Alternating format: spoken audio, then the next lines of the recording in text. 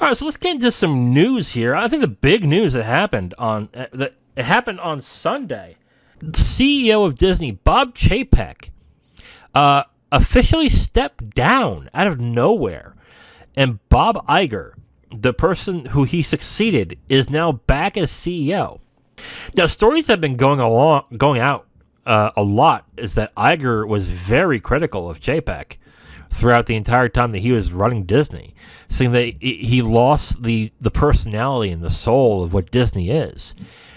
Which is funny because Iger picked Chapek to actually succeed him. But you can't deny that Chapek has not been doing that hot of a job in the past 2 years. Mind you, he was the CEO during the pandemic, so you have to give him some slack there. But he did a lot of cost cutting.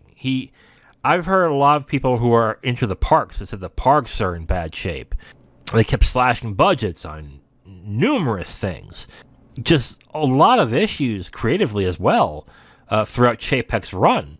And that was kind of Iger's thing. Iger was more of a creative person. So he was, not that he's a creative person, but he got along with creatives and was able to get them to be in Disney movies. And with Chapek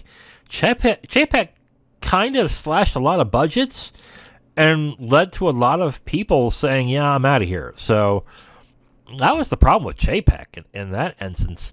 Now, am I surprised that he got ousted? Kind of, yeah. I mean, he just was given an extension a few months back.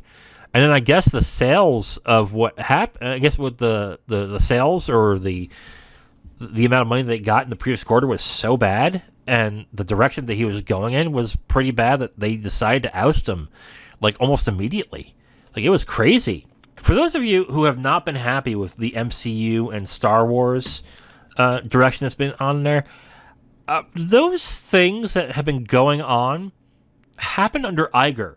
So if you think that Chapek leaving and Iger coming will mean that those things will get better, you might want to slow your roll a little bit, because if you're not happy with the direction things are going, the only thing Chapek did was make them cheaper. He really wasn't somebody that I would say was a creative force. He was a numbers guy. And he showed that throughout the entire time he was running Disney. So he was more worried about the budgets and how much money was coming in and out than anything else, which is why he slashed a lot of budgets, canceled a bunch of stuff. And also the comments that he's made in the past regarding animation and other things in regards to the direction of Disney, didn't sit well with a lot of people. The one which I covered months ago was the fact that he said that animation is just for kids. He was definitely putting Disney in a direction where it was going to go downhill in a longer period of time. The funny thing is that Iger is back. People are wondering, why is Iger back? Because Iger wanted to step into the sunset and he wanted to do politics, which is why essentially Disney became much more political as his reign ended, because he wanted to be president, and when he realized that wasn't going to happen, I guess he came back to Disney. I guess this is precisely what happened. The rumor that's going around right now with Iger is that he is there to sell the company. He is basically there to just get the company sold and let somebody else deal with Disney, essentially is what's being told. That sounds plausible, but here's the thing. The only people that would be able to purchase Disney is Amazon and Apple, is how I see it. These are places that are looking for content, sure. They would want content for, I guess, Apple, just for content reasons. They would love to have Pixar. They would like to have the Disney brand and everything. But content is only a percentage of what Disney does. Disney is also about theme parks around the world. Do either of these companies want to deal with the theme parks? That's my question. Would Apple really want to purchase Disney and maintain those theme parks? I think the answer is no. And I think the same thing is also with Amazon. So if they sell, I mean, a lot of things are shutting down if they want to get sold to these big companies.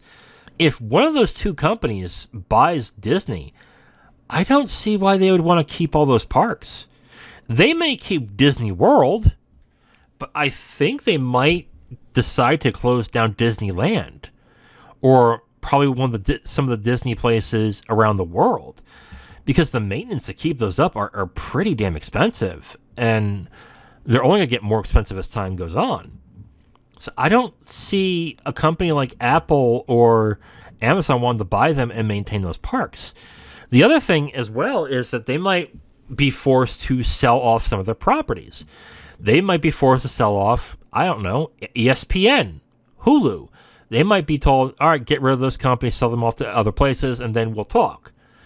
I mean, they have to lean up a bit because ESPN is turning into an albatross to a certain extent. Like, ESPN is not making the money it used to. It's still making money, but the amount of profits going down faster and faster and faster. So what is this going to lead to with Disney?